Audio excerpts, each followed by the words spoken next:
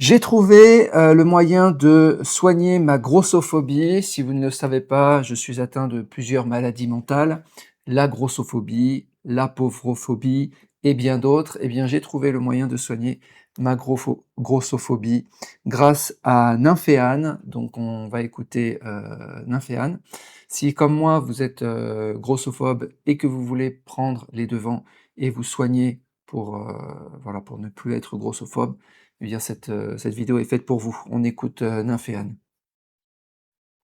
Bienvenue dans votre premier cours contre la grossophobie. Hier, vous n'avez pas pu comprendre ce que j'ai dit dans une vidéo. C'est normal, c'est parce qu'on est dans la classe avancée contre la grossophobie dont vous ne faites pas partie. Donc on va reprendre les bases, d'accord? Premier cours, voilà, un corps gros.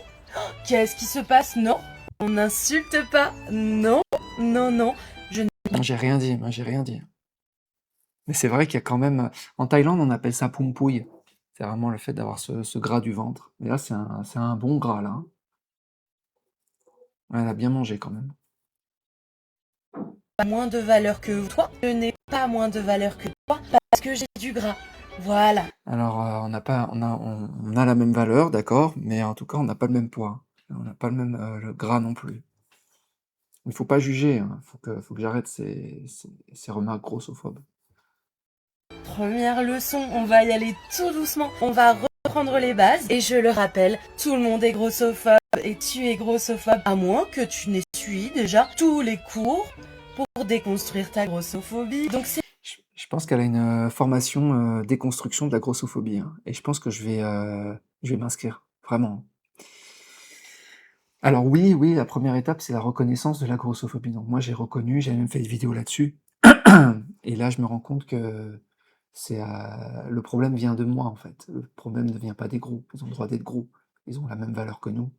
C'est juste ma perception, ma vision et mon jugement de valeur qui est biaisé. Et il faut que je travaille sur moi.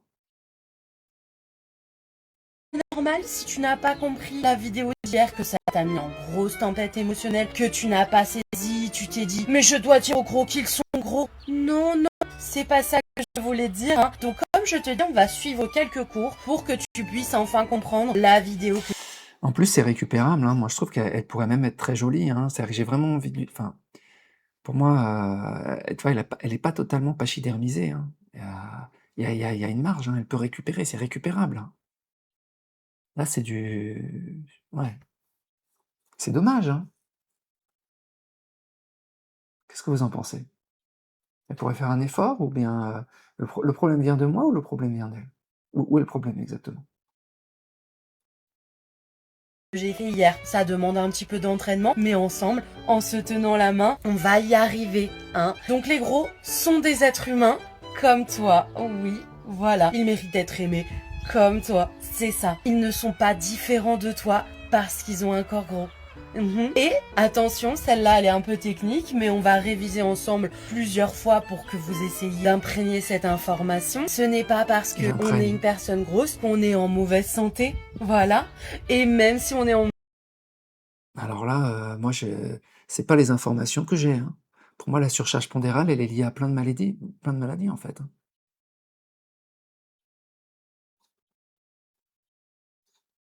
Je sais pas si c'est vrai ce qu'elle dit, là. mauvaise santé, attention, là on est un peu sur les cours avancés normalement déjà. Même si on est en mauvaise santé, on a quand même le droit de vivre. Voilà. C'est déjà des petites pistes de réflexion pour que tu puisses comprendre. Si mon corps te dégoûte, c'est que tu as un problème, c'est que tu as un manque de confiance en toi, d'accord? Les gros ont le droit d'être gros. C'est extraordinaire, mais c'est quelque chose que tu peux combattre, ta grossophobie. Mais Ouais. si les gros ont le droit d'être gros, est-ce que les grossophobes ont le droit d'être grossophobes aussi? Peut-être pas, hein, parce que justement ça c'est la discrimination, je sais pas. Enfin, grossophobe, c'est peur d'être, des gens gros. Moi, ça me fait peur, hein. Pour moi, il y a une masse graisseuse en trop là, en fait. Allez, bisous. En tout cas, Bienvenue dans votre elle est adorable, hein. Franchement, c'est dommage. Alors, la grossophobie, Pourquoi est-ce qu'on est grossophobe? Donc j'essaie de travailler sur moi. La peur de la déchéance et du miroir. Pour beaucoup, la grossophobie est une projection de leur propre peur de grossir ou de perdre le contrôle. Ah ouais, complètement, hein. Moi, je j'aurais honte de sortir dans la rue comme ça si j'étais gros. Rejeter le corps de l'autre est une manière de se rassurer sur sa propre conformité.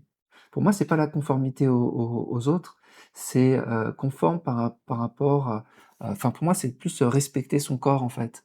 Pouvoir, marcher parce que souvent, les gens qui sont obèses, ils peuvent plus marcher, ils peuvent plus courir, plus rien, ils restent dans leur lit, ils peuvent plus rien faire, en fait. Perte de mobilité. Pour moi, il y a il y a une, comment dire? Une masse optimale. Même quand on va d'ailleurs j'étais à l'hôpital récemment, ils regardent tout ça, ils prennent le poids, ils prennent le machin, tu es dans les courbes, tu es entre les trucs, ils te disent: «Bon voilà, là vous êtes bien. Vous avez le bon taux de muscle, vous avez le bon taux de gras, vous avez le bon» donc normalement même la médecine, elle nous dit que qu'il y a voilà, il y a un seuil de tolérance pour respecter son corps, pour être bien dans sa peau. Ensuite, il y a le biais de supériorité, la projection de l'ego. Se moquer ou juger une personne grosse permet inconsciemment à certains de se valoriser, de se sentir disciplinés ou supérieurs, comparaison. Bah, le truc c'est que, en matière de discipline pour moi, les gens qui se laissent aller, je suis là-dedans, hein, franchement, je sais pas si c'est normal, mais les gens qui se laissent aller, qui mangent du gras, du sucre, du machin, après ils sont malades et tout, ils sont gros comme ça. Ça c'est un manque de discipline. C'est-à-dire que pour moi, un être humain, ça se contrôle, ça s'empêche, ça se maîtrise, ça se discipline. On passe devant un truc, on mange un petit gâteau, mais on n'en mange pas 12 non plus, tu vois? On n'est pas des ouais. Ensuite, il y a la grossophobie bienveillante, très fréquente et se dissimule derrière une fausse inquiétude pour la santé de l'autre. «C'est pour ton bien que je dis ça». Elle permet de rationaliser un jugement esthétique ou un rejet conscient ou inconscient sous couvert de préoccupations médicales. Moi, en fait, c'est assez, égoïste, mais c'est-à-dire que j'ai pas envie de payer, en fait, de la sécurité sociale, en fait, pour des gens qui sont pas disciplinés, en fait. C'est après, ils vont tomber malades, ils vont avoir du diabète. Il y a quand même un lien entre obésité et diabète, quand même.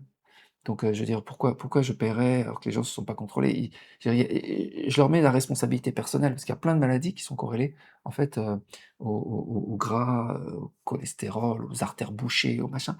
Pourquoi je paierais pour ça, tu vois?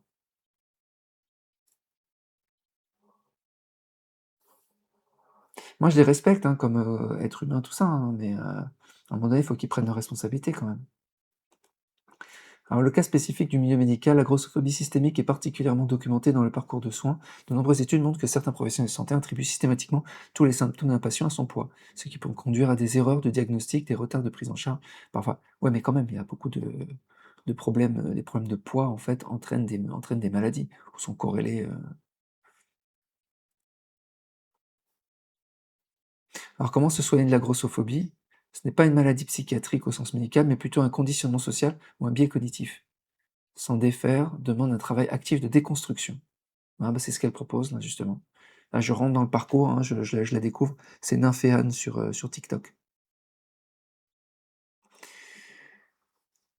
Voilà. Qu'est-ce que vous en pensez? C'est moi qui suis malade? Faut que je me soigne?